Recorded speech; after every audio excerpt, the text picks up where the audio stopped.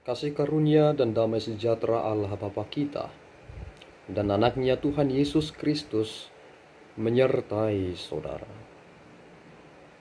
Amin.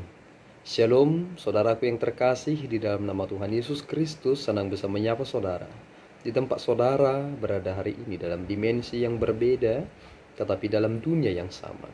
Sebagai insan yang diciptakan untuk Tuhan, sebelum melakukan rangkaian aktivitas kita pada hari ini, marilah kita mengawalinya dengan mendengarkan firman Tuhan. Shalom, ayat renungan kita pada hari ini tertulis pada Titus 2 ayat 1 yang berbunyi, "Tetapi engkau beritakanlah apa yang sesuai dengan ajaran yang sehat." Demikianlah pembacaan firman Tuhan. Saudaraku yang terkasih di dalam nama Tuhan Yesus Kristus, tentu Paulus mengingatkan Titus supaya memperhatikan setiap pengajarannya. Dan ketika ia memberi pengajaran, maka harus merujuk kepada prinsip dalam pengajaran itu, yakni pengajaran yang sehat. Banyak hal yang harus ia berikan dalam pengajarannya kepada setiap orang. Lihatlah bagaimana Paulus menyatakan hal-hal apa saja yang ia harus sampaikan kepada jemaat tersebut. Paulus menyatakan bahwasanya ia harus memberi pengajaran kepada laki-laki yang tua supaya mereka hidup sederhana, terhormat, bijaksana, sehat dalam iman, dalam kasih, dan dalam ketekunan. Artinya, jika hal ini dinyatakan dalam pengajaran yang baik, maka jika hal tersebut dapat dilakukan mereka, laki-laki yang tua, maka akan menjadi dampak yang besar dalam lingkungan dan tentang eksistensi mereka sebagai pengikut Kristus. Kemudian Paulus menegaskan bahwa Titus harus memberi pengajaran yang sehat juga kepada perempuan-perempuan yang tua, supaya mereka beribadah dengan baik, tidak memfitnah, tidak menjadi hamba anggur, dan juga cakap untuk mengajarkan hal-hal yang baik. Dan jika perempuan yang tua itu telah memiliki dedikasi yang benar, maka mereka akan memberi dampak kepada perempuan dan perempuan yang muda. Jika kita memahami hal ini, mengapa sosok yang tua juga harus menerima pengajaran yang sehat? Karena ternyata prinsip-prinsip yang diturunkan itu akan selalu bermula dari mereka yang lebih tua kepada mereka yang lebih muda. Ada pengertian dalam orang Batak yang mengatakan, "Jalo omma kudes yang akan natumua, jalo omma gugus yang akan oposo." Bahwa pengajaran seyogianya kita terima dari mereka yang sudah tua. Tentu pengalaman mereka, tentu bagaimana mereka menangani persoalan, seharusnya mereka sudah lebih mapan dalam hal itu, dan mereka tinggal meneruskan kepada yang muda. Tetapi jika mereka yang tua itu tidak memiliki pengajaran yang sehat dan benar di dalam diri mereka, hal apakah yang mereka akan turunkan? Dan lihatlah, Titus juga memiliki tugas untuk memberi pengajaran kepada mereka yang masih muda, supaya mereka menjadi orang-orang yang dapat menguasai diri mereka dalam segala hal.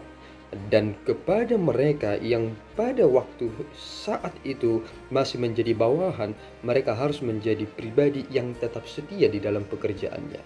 Lihatlah bagaimana dasar dan prinsip pengajaran itu. Jika kita menerima pengajaran yang baik dan sehat, maka itu akan berguna bagi diri kita dan akan berdampak bagi orang lain.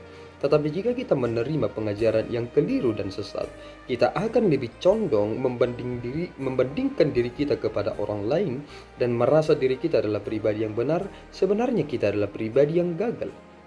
Apakah kita telah mendasarkan segala sesuatunya dalam pengajaran yang baik dan benar? Jika kita tahu bahwa apa yang kita pahami ini, selama kita mengerti itu, bahwa pemahaman itu adalah salah dan keliru, mengapa kita tidak bergerak kepada pemahaman yang benar dalam pengajaran? Itu mengapa pengajaran itu bersifat sistematik. Dan jika hal ini dapat kita pahami dalam step by step, maka kita akan menjadi pribadi yang tidak mempermalukan Allah di dalam diri kita. Mengapa dewasa ini, kita sebagai orang yang mengaku Kristen atau pengikut Kristus sering sekali salah dalam bertindak. bahwasanya Allah sedang dipermalukan dalam setiap perangai kita. Kita mengaku diri kita sebagai orang yang beriman, tetapi adakah sesuatu hal yang berbeda dari apa yang kita kerjakan dari mereka yang bukan pengikut Kristus? Jika kita lihat parameternya, yang kita kerjakan dengan yang mereka kerjakan tidak jauh berbeda, tentu kita perlu mengkritik kita dengan tegas. Harus ada sesuatu hal yang signifikan. Jika mereka mengerjakan dengan bersungut-sungut, maka kita harus mengerjakan sesuatu itu dengan penuh sukacita. Jika mereka melakukan pekerjaan itu dengan terpaksa, tentu kita harus mengerjakannya penuh dengan gairah. Jika mereka bekerja hanya untuk gaji, kita harus memikirkan mindset yang lebih tinggi dari itu. Jika aku menerima gaji 10.000, maka aku harus bekerja seperti yang sudah digaji 20.000. Artinya tidak ada alasan bagiku untuk membandingkan diriku tentang apa yang aku terima dengan apa yang mereka terima. Oleh karena itu, saudaraku yang terkasih, persiapkanlah diri saudara step by step dalam pengajaran yang sehat itu, supaya saudara dapat melihat titik berangkat itu penting sekali dan menyatakan itu kepada orang banyak. Jika saudara sudah menjadi saluran berkat yang mampu memberi pengajaran yang baik kepada banyak orang, bukankah akan banyak orang yang tertolong ketika mereka tidak memiliki pengharapan pada waktu lampau dan kini mereka telah melihat pengharapan itu nyata? Bukankah itu adalah sukacita terbesar? Bagaimana itu bisa terjadi? Jawabannya adalah berangkatlah dari pengajaran yang sehat. Dan inilah yang harus kita beritakan kepada mereka. Jangan selalu mempergunakan cara perspektif pemikiran kita sendiri. Prinsipnya ada di dalam firman Tuhan, dan itulah sumber pengajaran yang sehat. Tuhan memberkati saudara. Kita berdoa. Ya Tuhan, kami bersyukur atas berkat-Mu. Terima kasih Bapa atas firman yang boleh kami terima hari ini. Engkau telah menegaskan hamba-Mu Titus lewat apa yang disampaikan oleh hamba-Mu Paulus, supaya ia mengajarkan pengajaran yang sehat. Bimbing kami ya Tuhan, supaya kami terlebih dahulu mengetahui kebenaran itu, sehingga hal itu akan memberi dampak kepada mereka, karena itu adalah yang benar dan baik. Tuntunlah kami ya Tuhan, supaya menghidupi apa yang sudah telah kami terima lewat firman yang telah disampaikan oleh para hamba-hamba-Mu, dan menghidupinya pagi, siang, dan malam. Dan nyatalah kuasa-Mu dalam hidup kami, dan Engkau sungguh dipermuliakan dari setiap kehidupan yang telah kami jalani.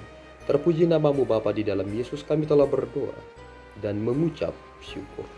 Anugerah Tuhan kita Yesus Kristus, kasih setia Allah Bapa, dan persekutuan Roh Kudus menyertai saudara. Amin. Tuhan Yesus memberkati.